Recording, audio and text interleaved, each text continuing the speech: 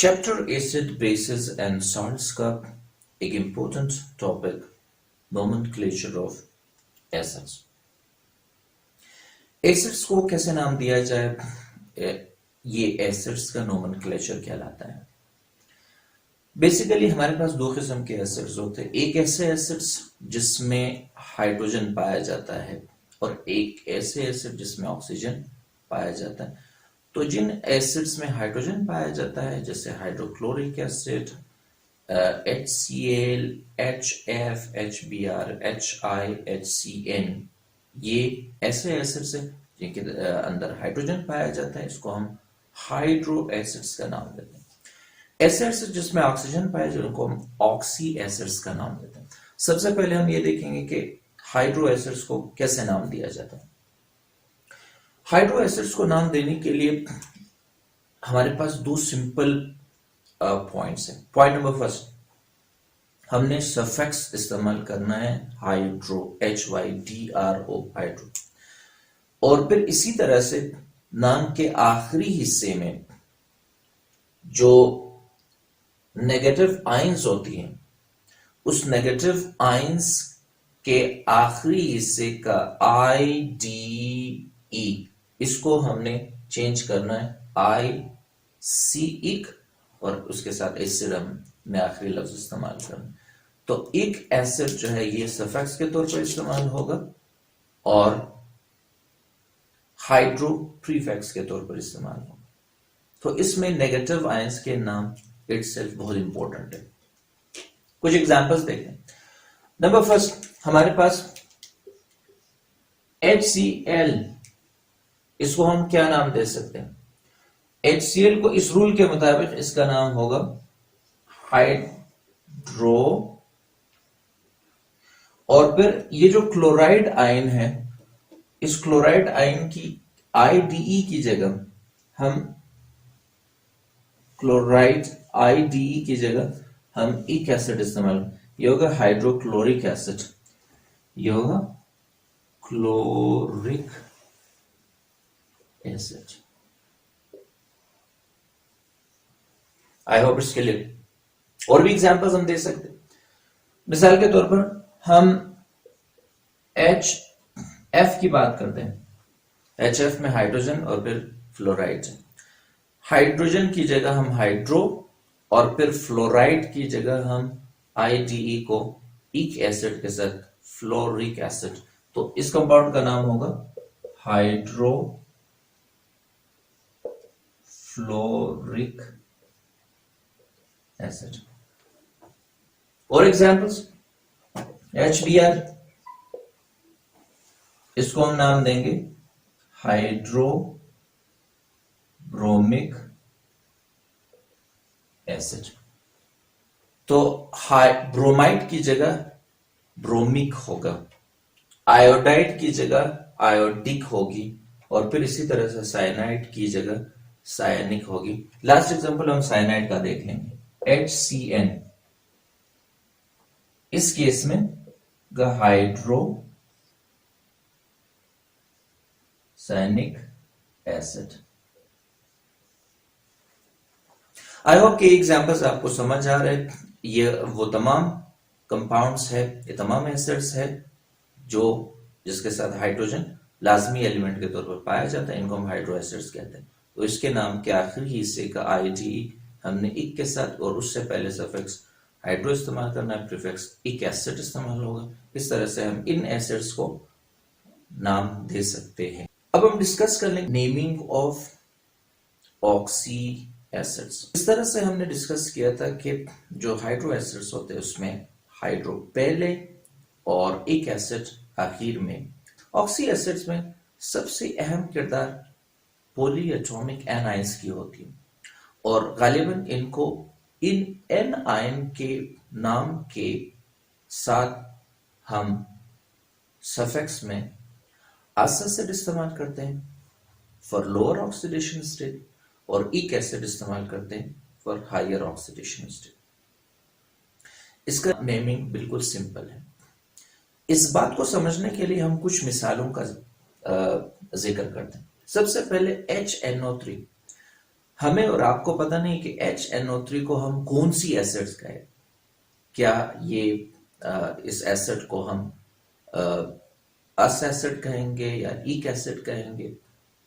तो सबसे पहले इस एसिड के नाम का जो पहला पोर्शन होता है, इसके नेगेटिव आयन का जो नाम होता है, उससे ड्राइव होती है।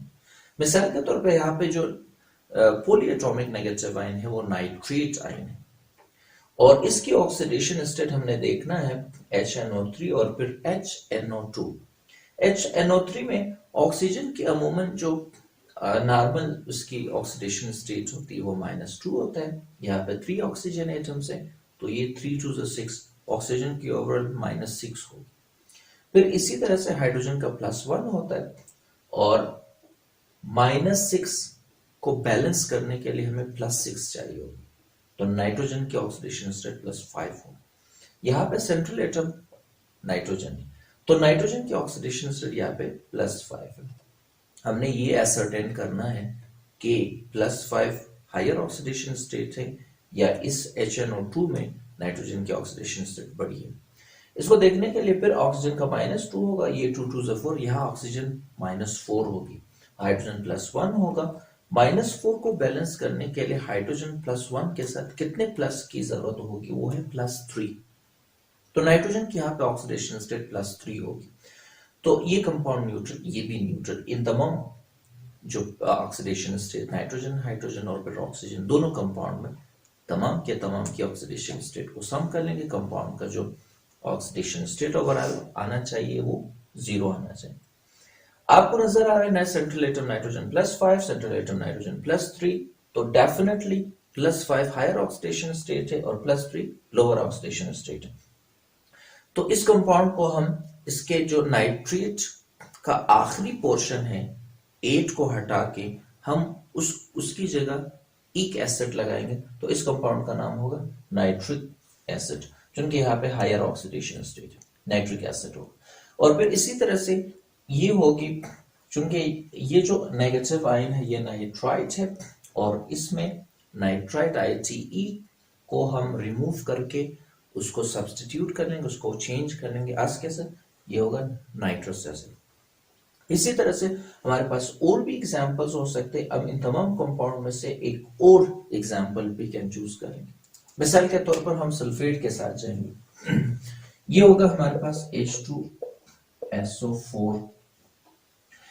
सबसे पहले हमने H2SO4 और H2SO3 इन दोनों कंपाउंड को हमने देखना है कि इसको कैसे नाम दिया जाएगा, इसको कैसे नाम दिया जाएगा।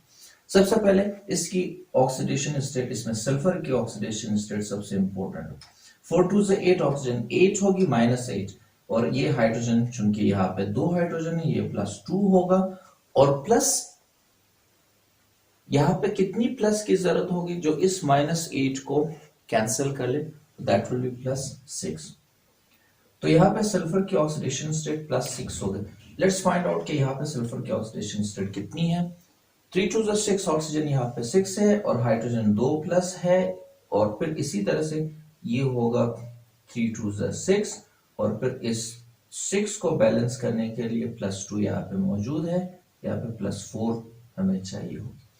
तो ये शो करता है कि यहाँ पे जो H2SO4 है, ये यहाँ पे सल्फर सेंट्रल एटम की ऑक्सीडेशन स्टेट ज्यादा है, और यहाँ पे सल्फर की ऑक्सीडेशन स्टेट कम है।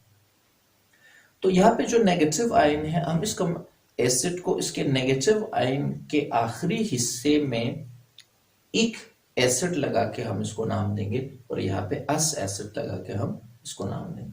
चूंकि ये जो नेगेटिव आयन है यहाँ पे सल्फेट है, तो इस कंपाउंड को हम नाम देंगे सल्फ्यूरिक एसिड। इस कंपाउंड का नाम होगा, ये जो एक एसिड है ये इसके नाम का नाम के आखिरी हिस्से में आ जाए। फिर इसी तरह से अगर हम इसको देख लें, ये इस कंपाउंड को, चूंकि ये सल्फाइड है यहाँ पे, ये होगा सल्फ्यूरस एसिड। तो आपको नजर आ रहा है कि यहाँ पे बिल्कुल इसी तरह से दूसरे जितने भी आयंस है उसमें भी, चाहे वो PO4-3, PO4 PO3 minus three, PO4 minus three, इन दोनों आयंस के केस में भी हम बिल्कुल इसी तरह से फास्फोरस एसिड और फिर फास्फोरिक, बड़ी ऑक्सीडेशन स्टेट के लिए phosphoric acid, lower oxidation state के लिए फास्फोरस एसिड हम इस्तेमाल कर सकते हैं। जैसे ऑक्सी एसिड जिसमें सेंट्रल एटम के ऑक्सीडेशन स्टेट बहुत सारे हो, उस केस में आप उसको कैसे नाम देंगे, है ये कंफ्यूजिंग, लेकिन लेट्स फाइंड आउट। ये भी एक पीस ऑफ केक की तरह आसान है। मिसाल के तौर पर हमारे पास HClO है और फिर HClO2, HClO3 और HClO4।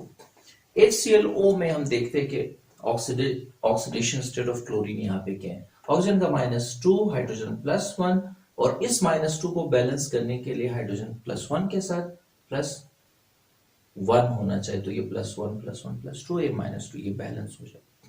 ये सबसे लोवेस्ट ऑक्सीडेशन स्टेट है क्लोरीन की इन कंपाउंड की सीरीज में। HClO2 ऑक्सीजन का -2, ये पे 2 2 4, -4 होगी, हाइड्रोजन का +1, इस -4 को कैंसिल करने के यहाँ पे क्लोरीन +3 है, यहाँ पे ऑक्सीडेशन स्टेट +3 है। ये दूसरी बड़ी ऑक्सीडेशन स्टेट है क्लोरीन की। HClO3 यहाँ पे ऑक्सीजन की जो ऑक्सीडेशन स्टेट है -2, और ये 3 2 6, यहाँ पे टोटल जो -6 होगी, हाइड्रोजन +1 होगा, -6 को बैलेंस करने क्लोरीन का ऑक्सीडेशन स्टेट +5 होनी चाहिए, तो ये उससे बड़ी ऑक्सीडेशन स्टेट है यहाँ पे क्लोरीन की +5। HClO4 यहाँ पे फिर ऑक्सीजन का -2, हाइड्रोजन +1, ये 4 2 8 होगा, -8 को बैलेंस करने के लिए हाइड्रोजन +1 के साथ क्लोरीन +7 होना चाहिए, तो ये सबसे बड़ी ऑक्सीडेशन स्टेट है। ये जो HClO oxy acids of chlorine है, जिसमें क्लोरीन की ऑक्सीडेशन स्टेट 2 से ज्यादा है। अगर इनकी ऑक्सीडेशन स्टेट 2 होती तो उसमें लोअर ऑक्सीडेशन के साथ अस, और फिर जो हायर ऑक्सीडेशन स्टेट होती उसमें नेगेटिव आयन के नाम के साथ एक हम इस्तेमाल करें, लेकिन यहाँ पे ऑक्सीडेशन स्टेट बल्कि 2 की बजाय 4 है। उस केस में सबसे लोवेस्ट जो ऑक्सीडेशन स्टेट है उसके लिए फिर आपने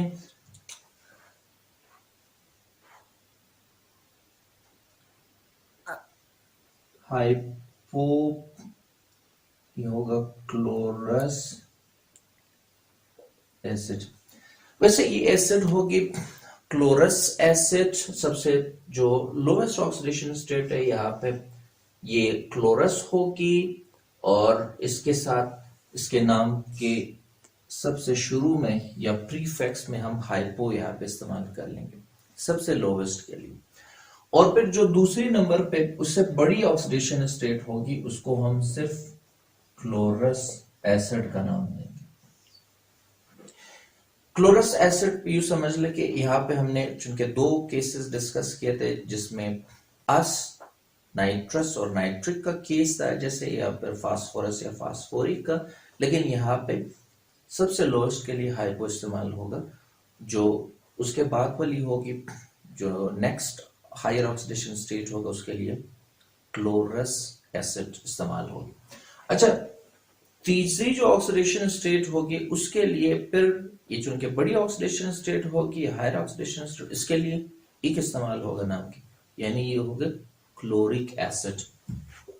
इस कंपाउंड को हम नाम देंगे क्लोरिक एसिड। ये रूल जो है बिल्कुल जो प्रीसीडिंग रूल है उससे पहले वाली रूल बिल्कुल इसी को फॉलो कर रहा है, लेकिन यहाँ पे लोवेस्ट और सबसे हाईएस्ट का इजाफा होगा, तो ये क्लोरिक एसिड होगा। सबसे बड़ी जो ऑक्सीडेशन स्टेट होगी यहाँ पे, वो उसके लिए क्या नाम इस्तेमाल होगा, उसमें फिर प्रीफिक्स पर बाकी क्लोरिक एसिड उसी तरह से आएगी। तो जो दरमियानी 2 कंपाउंड है HClO2 जिसको क्लोरस एसिड और HClO3 जिसको क्लोरिक एसिड हमने नाम दिया था, इन क्लोरस और क्लोरिक एसिड के फ्रंट में और उसके आखिर में 2 और ऑक्सीडेशन स्टेट, लोवेस्ट और हाईएस्ट।